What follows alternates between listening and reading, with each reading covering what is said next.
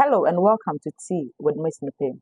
Today, let's draw a parallel between a juvenile and a child bride.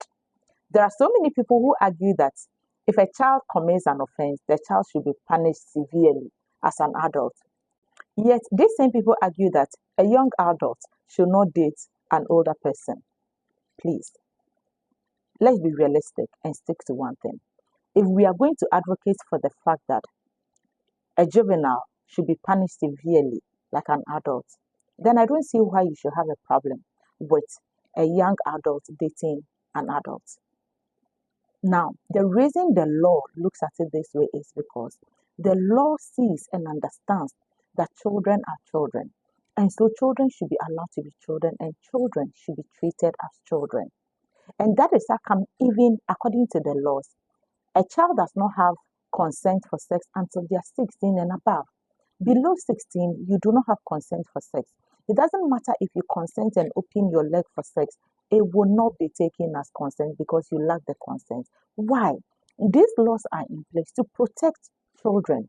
So, again, if we are saying and advocating for the fact that older men should not date or marry younger girls, should not take these people as brides, let's also strongly advocate for the fact that when these younger people commit offenses, we should allow the law to take its course so that these young people are treated as younger people. We should look at their education, their career, everything that is ahead of them, rehabilitate them, train them, and use the opportunity they have at the facilities for their well-being and not for their distraction.